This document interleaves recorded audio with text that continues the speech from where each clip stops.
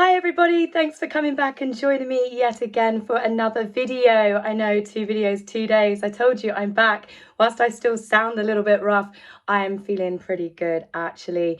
My day has, however, had a change in plans because, well, despite the advertisement that Harry's book has so much security around it, so there are no leaks of the content, it seems that it's gone on sale already in Spain due to an error, or maybe they're just hoping that they can get rid of the stock somehow. And also a copy has been given to The Guardian. They say that they've had excerpts, but I think they've got a copy of the whole book. Now, this could have been done to paint it in a favourable light, but from the brief few excerpts that I myself have read in the media, I don't think anyone can help this one from not sinking. It's really, really bad. I said in my last video that Harry is like a 14-year-old petulant, spoiled brat that's never grown up. I am retracting that statement. There are 7-year-olds out there in the world that have more integrity than Prince Harry. It's truly shocking. To start with, how do we start this bad boy off? Well, let's go with Harry the war hero. Harry the war veteran. Harry the decorated army captain who flew an Apache helicopter and single-handedly saved all of his comrades. Harry the brave soldier. Also Harry, my brother grabbed my shirt collar and he broke my necklace, and then he knocked me to the floor and I ended up in the dog bowl. Oh God, sorry. Honestly, I read it and everyone is taking the mickey as well. I was just like, oh dear, is he serious? That's done his street cred the world of good. He broke my necklace. Quick, let's sue for assault. It was only 2019. He's still well within the statute of limitations. I mean, if this is the level of this book, good luck to anyone that's bought it. I'm still standing by I am not buying it at all. I'll let the newspapers dissect it for free, but it's absolutely verging on ridiculous, and that's just with a couple of excerpts that I've read today. They said that the security was tighter around the release of the content of this book as the last Harry Potter book. I said that yesterday as well, and the thing is, there is definitely also going to be more truth in Hogwarts than what is going to be in this book. It's absolutely laughable at this point. But the funniest bit about this all being released early, yes, I was hoping until I had like Sunday for these, you know, the 60 minutes and the 90-minute Tom Bradby interview, and then the 10th of January with the release of the book. No, we've got it early. So it's made the 2 interviews that he's no doubt been paid for completely null and moot. You know, what's the point of watching them? I don't know how much money he got paid for doing them, but I bet that they are spitting feathers right now. I did see a brief bit of the Tom Bradby interview clip that was an extra bit, lucky us, so it's been released. And Tom Bradby is brave enough. Obviously, this has all been, I'm sure, pre-authorised by Meghan, but he says, do you not feel, Harry, that you're invading, you know, your own family's privacy by doing this? And Harry's like, well, the only people that actually think that are the ones that don't realise, they don't understand that my family are briefing the press. Well, even if your family are disclosing certain bits of information to the press, that's somewhat different from TV interviews, 6-hour Netflix documentaries, and everything else that between the couple they have done. Like I said in my last video, there is no stone left to unturned with these two.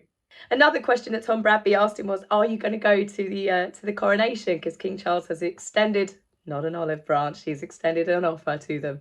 And Harry has politely said, it depends what happens between now and then.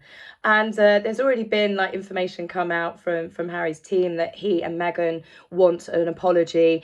I don't think that they would accept a personal family meeting and an apology. The fact that the family, despite offering to meet them so many times, they decline. Harry and Meghan would probably want a sit-down apology with Oprah before they even accept any sort of offer to attend the coronation. Obviously, that's not going to happen. I don't think the royal family have done anything wrong. But what has come out on social media, which I wasn't aware of, which is absolutely hysterical, is Harry to attend the coronation. Because he is a duke, because he wants to keep those titles, and the fact he's his father, he has to wear a little coronet, a little gown, and he has to pledge allegiance to the king, to the country, to the Commonwealth realms. Well, that's not going to happen, and I'm pretty sure the Commonwealth realms and the UK don't want to see Harry there anyway. How can that little snake now pledge allegiance?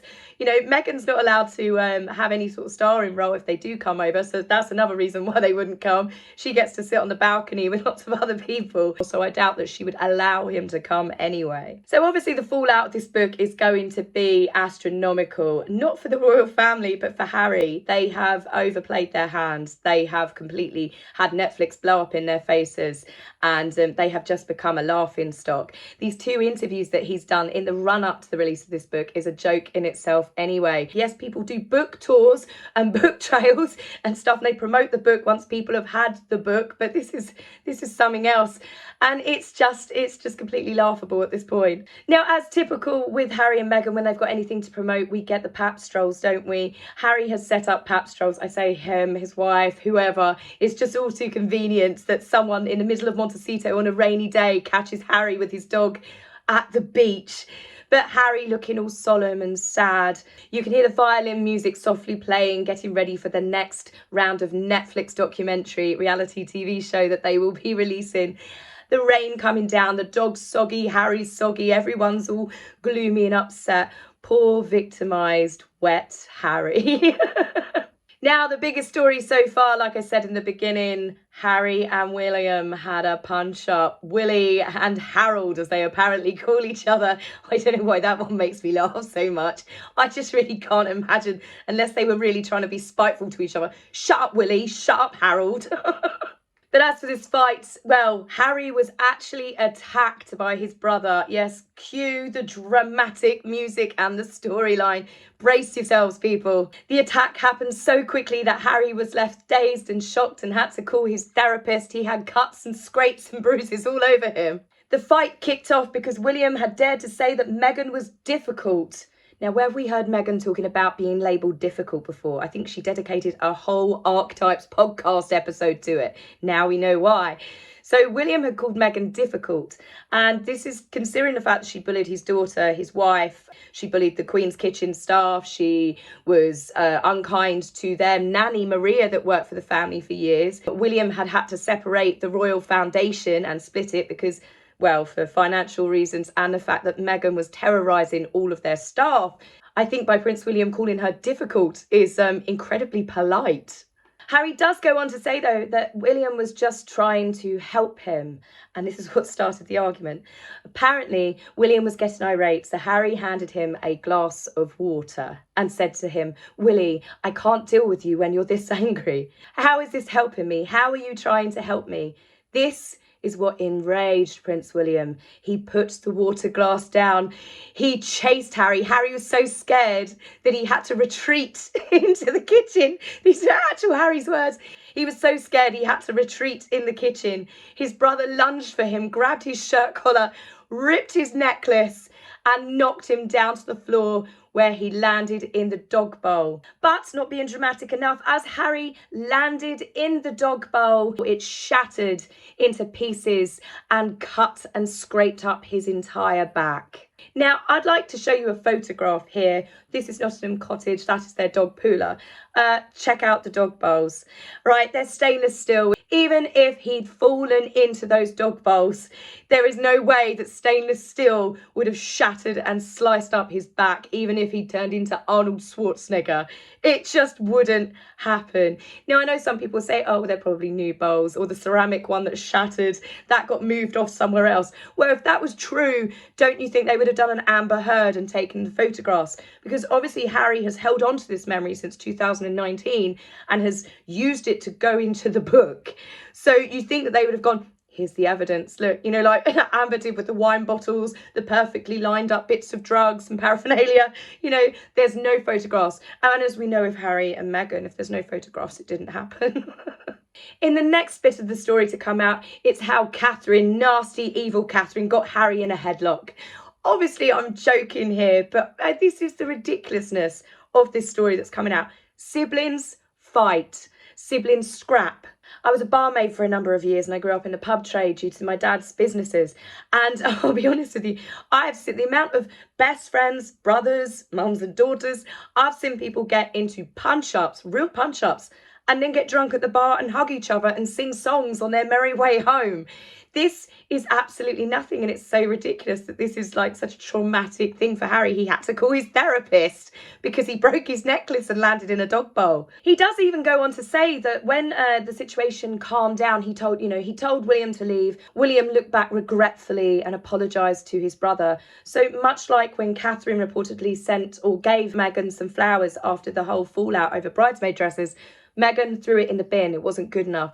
So William, if this even did happen, and I'm sorry, my bullshitter meter is going way off the charts today, the fact that Harry is saying that his brother apologised to him, it was a minor scuffle, you'd let it go. But Harry has saved this story up, this groundbreaking, awful story for 3 to 4 years, to now release it as part of his memoirs, to basically paint his brother to be some sort of psychopath who hated Harry's poor, innocent wife. The excerpt goes on to say that Meghan could see the cuts, the scrapes and the bruises all over his back from the fight, from the altercation, from the psycho Prince William attack on his younger brother. Well, I just bet Meghan could. You just know she rubbed her hands with glee and went running and skipping into the spare bedroom, found her secret diary and wrote that down. Right, I'll be reminding of Harry of this for years to come, of how his brother attacked him and broke his necklace. You can just imagine Meghan, can't you? Oh, H, my poor baby, come here. Did your nasty mean brother hurt you? Oh, my poor baby. Don't worry, we'll get him, my pretty. We'll get him, my pretty, and his little wife too. That's literally what I think of this couple now. They are, honestly, you could compare them to Disney villains. You could compare them to a pantomime. Oh, no, they didn't. Oh, yes, they did. Widow Twanky, eat your heart out. This is the stuff of Pulitzer Prize winning. I mean, this ghostwriter, how did he not eat himself through absolute embarrassment writing this stuff? He is an award-winning writer who's done Andre Agassi, and now he's written this fantasy piece for Prince Harry, talking about how Catherine didn't hug his wife, how Prince William broke his necklace. I mean, I gotta stop laughing. This isn't good for me, is it? So another huge storyline that has come out is the fact that Harry's Nazi uniform, yes, that awful decision that he made, apparently it wasn't Harry's decision. In another moment of Harry absolutely never taking any accountability for his own actions, and this time including what he wore, he said that he had a choice of wearing a pilot's uniform and a Nazi uniform. So still his choices, that he would even look at a Nazi uniform and think, hey, I got a great idea. But he phoned William and Catherine and he told them the two choices, and they laughed and said the Nazi uniform because that one would be really, really funny. So he went along with what Catherine and William told him to do.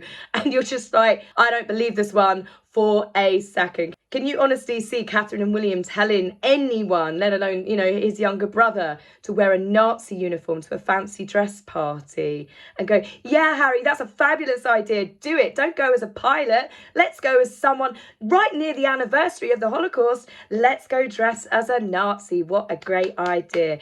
I'm putting that in my utter bollocks pile. And let's be honest, that pile is increasing by the day. I'm almost waiting to hear next that Harry was forced to wear an earpiece and Catherine was the one when he was in the army that told Harry he had to call all of his friends those racial slurs, that she was there in his ear telling him to insult a comedian, that she was there every single time Harry's done something wrong in his earpiece, because if Harry didn't do as Catherine said, William was going to cut off the heads of his teddy bears. Because again, this is the level that we are talking here. You cannot believe this is a 40-year-old man. It's not about the prince I was born, but the man I've become. Oh, he's done a Benjamin Button, hasn't he? He's not done his action hero persona any favours over these storylines, I can tell you. But then, to be fair, from having dated someone in the military, lots of military friends over the years, anyone that knows the truth of Harry's time in Afghanistan knows that it was a carefully crafted image done by the palace and specialist PR teams to make Harry out to be someone that he quite clearly is not. It's pretty obvious from the fact that the moment Harry walked away from the palace and was left to his own wife's devices that his carefully orchestrated image has been destroyed, taken apart. There is literally nothing left of the Prince Harry that we thought we all knew. And as I said, the man he's become, he's not likable at all. Petty should have been the title for his book rather than Spare. And as many people have said, spare us. Only Harry and Meghan can turn an argument between brothers, you know, from 3-4 years ago into headline breaking news to now an assault story that Harry needs to call the police. He needs to press charges against his own brother. All because Prince William reportedly, and this is Harry's version of events, said that your wife's being difficult. Please stop trying to sue everyone, being litigious, arguing with the media and trying to fuse the situation. That has been turned into Harry ran from his brother out of fear. He was scared of his brother. He ran into the kitchen as William grabbed him by the collar, broke his necklace. He fell into a dog's bowl and sliced up his back as it shattered into a million pieces. Oh, the drama. I mean, come on.